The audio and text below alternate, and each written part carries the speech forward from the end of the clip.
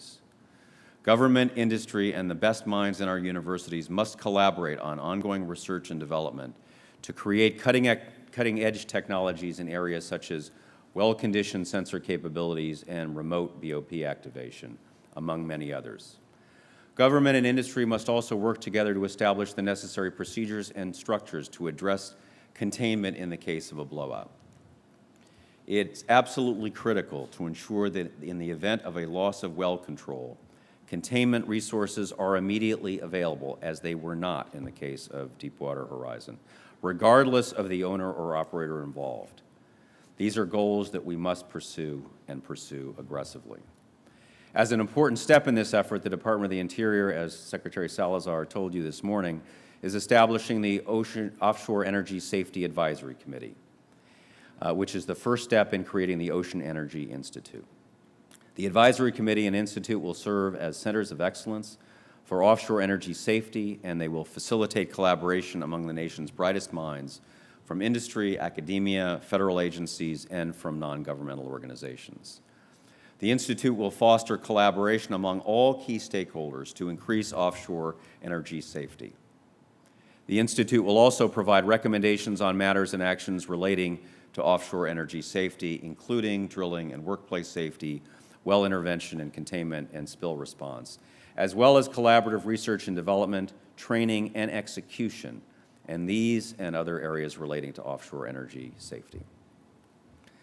As we seek partnerships with the communities that have legitimate interests in oil and gas development, we also must continue our important work in funding and conducting strong and sound scientific research. We must work with experts and researchers across many disciplines to ensure we have the best scientific information available regarding the potential effects of offshore energy development on the marine and coastal environment. Each year, BOMER and the former MMS funds nearly $30 million in environmental research for the Atlantic, for the Gulf of Mexico, for the Pacific, and for the Arctic. We have well-established partnerships with a number of universities and with other federal agencies, many of which are represented in the audience today, including NOAA, USGS, the EPA, and the Fish and Wildlife Service, among many others. We are working very hard to strengthen those partnerships and provide for greater consultation regarding the complex issues facing us. If I've learned nothing else in the 7 months I've been on this job, I have learned that passions run deep with respect to offshore energy exploration. I am committed to continuing conversations and hard work with industry, environmental organizations, our federal partners, and other stakeholders, which are all intended to improve the safety of offshore energy operations and to help strike the difficult but appropriate balance among the many legitimate concerns and interests that lie at the heart of offshore energy development.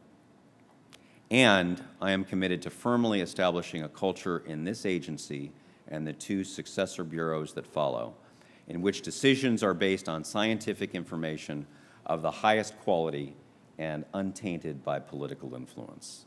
I thank you very much for your time and attention, and I'm happy to entertain questions.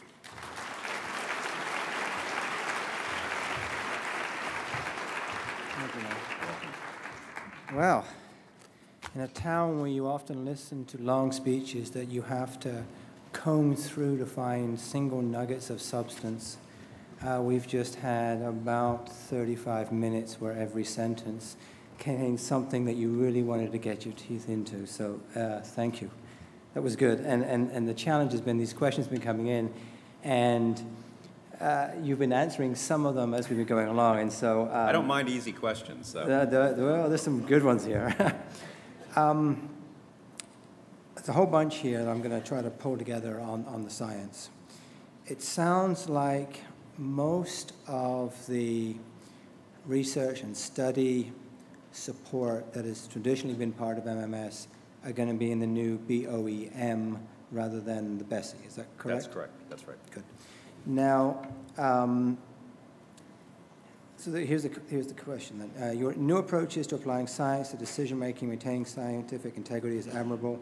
How will you support research to develop answers where the necessary knowledge is currently unknown? And I think there's a lot. A $30 million budget is nice, but I think most of the scientists in the room will know that that can get eaten up very quickly on a very modest amount of science. Or should we expect a scaling up?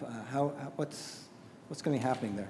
Yeah, I hope that there will be a scaling up of some dimensions. I think that many people in this audience and many people outside this room can think of valuable projects that would amount to multiples of that research budget. So I think there is no doubt a huge number of projects that if we had unlimited resources, we would fund. We do have a problem with resources. It's one that the President tried to address by submitting a request for a $100 million supplemental appropriation for us for fiscal year 2011. Unfortunately, that has been slowed in Congress, and we don't have other than a fraction of that money. And some of that money would have gone to further bolstering the research budget. So if we get the expanded resources that we think we need, a reasonable percentage of those will be applied to further growing the scientific enterprise and further funding scientific studies. Because obviously there is a lot out there that we don't know. That all being said, clearly we are going to have to make decisions, 5-year plan decisions, leasing decisions, and so forth, with less than full and complete information. Virtually by definition, we're never going to have complete information on every aspect of potential oil and gas drilling that we might like. But clearly more is better, and I think more good research that helps us in those decisions is a good that we will certainly seek. This next one is hopefully it's not too technical. I know some of these scientific ones you may want to pass on to others like Alan in the audience. Will the new BOEM actively participate in the development of marine spatial plans as directed by President Obama's executive order in the new National Ocean Policy? Yes, we will. I mean, Alan and others have already become involved in that in a preliminary way, and we think we have a lot to add to that process, and others do as well. So we will definitely be involved in that. A question. How will the newly announced Offshore Energy Safety Advisory Committee relate to the Interior Safety Institute? And how will the members of the committee be selected? The committee and the institute right now are the same thing, and I know there's been some confusion about that. We created a FACA, Federal Advisory Committee, and that is what will be the form of the institute in the short term. The membership of the committee, and I think the Secretary mentioned this morning that a notice will be published in the Federal Register in the near future, will be composed of various federal representatives, industry representatives, academic representatives, and representatives from non-governmental organizations, including environmental organizations. So the total number is 13, including the head of it. And my recollection is that the way the numbers are spread out, it will be 4 governmental, 4 industry and academics, and 4 non-governmental organizations. So it will be 13 members, and we look forward to lots of qualified people applying for those so that we have the ability to pick from among the best and the brightest. Excellent. Thank you. How is the newly issued executive order going to affect the new rules, NTLs, and application of the NEPA process? Does it change your approach? I haven't read the executive order yet. My impression is that it will certainly not affect those that have already gone into effect, and we'll obviously have to take a close look at it to determine whether it changes anything about plans that are now on the drawing board for further equipment enhancements and requirements such as requiring third-party audits for companies' SEMS program. I tend to doubt it will affect our plans to do that, but I'll want to read the executive order before I make any kind of definitive announcement. I have time for just 3 more, so I know I'm not going to ask all of these. Does your agency plan to use its statutory authority to increase industry fees in the leasing process so that oil and gas operators may pay a greater portion of their oversight costs? That's certainly under active consideration among the proposals. That was part of the President's $100 million supplemental request, was to increase fees on leaseholders. I don't, so that's clearly one of the things that the administration is considering and will continue to consider. I think for many of the reasons laid out in the Commission's report that these are a public resource, and it makes sense for the companies who are benefiting from exploiting the resource to pay for the cost of regulation. I think it makes good sense. What the appropriate balance is between those fees, direct appropriations, and other sources, I'll leave to our people on the Hill. Thank you. Second to last one. Please comment on plans for collaboration with Mexico and Cuba on offshore drilling, including international liability and compensation mechanisms. Well, we realize that the Gulf of Mexico is not a location where it's only U.S. companies that are active.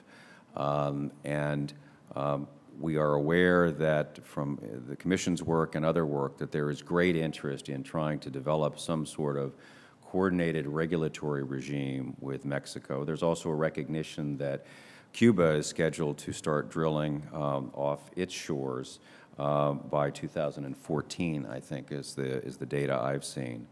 So it does us little good to ratchet up our standards in the way that we've done if drilling in that same Gulf of Mexico is at risk because operators operating off the coast of Mexico or off the coast of Cuba are not reaching the same standard. So clearly this is an important project that we have to address and address in the near future, both with Mexico and then down the line with Cuba. Final question. This comes from two of the high school students in the audience. Based on what we've seen in our time, science does a poor job of obtaining funds for its causes. Scientists present convincing data, and the information is repeatedly ignored. In contrast, lobby groups seem to have more success through simple appeals to common emotions such as fear. So, should environmental groups and agencies, including your Bureau, reconsider the way they seek capital and support? Seek what? Seek capital, funds, and support. Well, one of the things we've tried to do from the outset is to have an open door. And what that means is that we meet with all varieties of stakeholders, and that includes not only operators in the Gulf who are eager to have their permits granted and to talk to us about that, but also we've had many, many meetings with environmental organizations and groups representing scientific interests to press their case. And while it's true that industry has more and more well-heeled representatives that it can throw at us, I think it's up to us as an agency to maintain the open door, to meet with as many different groups, both from industry, the environmental community, and the scientific community as possible, and to make our best judgments on the decisions that are within our jurisdiction by balancing all that information.